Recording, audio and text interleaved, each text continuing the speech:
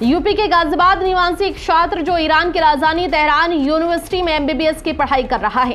Israel और Iran के बीच चल रहे युद्ध के हालातों के बीच गाजियाबाद निवासी छात्र भी वहां फंसा हुआ है। बता दें कि गाजियाबाद के लोनी में छात्र रिजवान के परिवार में चिंता का माहौल बना हुआ है। छात्र के पिता मोहम्मद अली ने बताया कि रविवार शाम बेटे रिजवान से फोन पर बात हुई थी। उस समय कहा था कि मैं 4 बजे खाना खाने जा रहा हूं। इतना ही कुछ दूर आगे बढ़ा तो छात्र ने अपने पिता को बताया कि यहाँ पर चारों तरफ धमाके हो रहे हैं, धुआं ही धुआं उठ रहा है। इतने में पिता ने कहा कि जहां भी सुरक्षित जगह हो वहां निकल जाना। छात्र ने आगे पिता को बताया कि जिस इमारत में हम रहते हैं वह भी धराशायी हो चुकी है।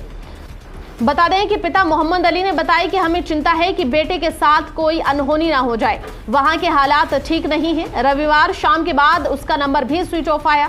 आज एक नए नंबर से कॉल आई। बस इतना ही कहा कि यहाँ पूरी बिल्डिंग गिर चुकी है, 7 मिनट में बिल्डिंग गिरी है, मैं ठीक हूँ। फिर कॉल कट हो जाती है। लेकिन बेटे के फंसे होने के बाद परिवार में चिंता का माहौल है, जिसमें पिता का कहना है कि हम सरकार से गुहार लगा रहे हैं कि देश के जो भी छात्र वहां पढ़ाई कर रहे हैं उनकी मदद की जाए। रिजवान की मां चमन रानी को भी बेटे की चिंता है। पिछले 4 दिनों से जब से वहां 2 देशों के युद्ध का पता चला है तो वह लगातार बेटे रिजवान को लेकर चिंतित है, जिसमें कल से चिंता और भी बढ़ गई है। परिवार का कहना है कि सरकार ही ऐसे समय में मदद कर सकती है। बस हमारा बेटा और दूसरे जो भी बेटे हैं वो सब सलामती से वापस देश लौट आए। जी, मेरा नाम मोहम्मद अली है। आपका लड़का कहाँ पढ़ने गया था और कब आपकी उससे बात? जी, हम ये 1 नवंबर को 2024 में गया था ये ईरान तेहरान यूनिवर्सिटी में पढ़ने के लिए एमबीबीएस की पढ़ाई। और इसकी कल हम रोज बात होती थी, लेकिन कल हमारी 4 बजे से बात हुई है।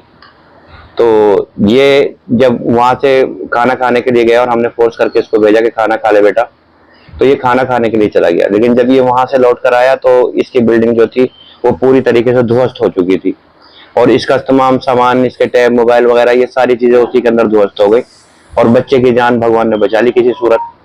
तो अब बच्चे से हमारा कभी अगर फोन हमें करता है तो किसी का फोन ले लेता है और 1 सेकंड के लिए हमसे कह देता है मैं ठीक हूँ पापा, बस इतना बोलता है वो।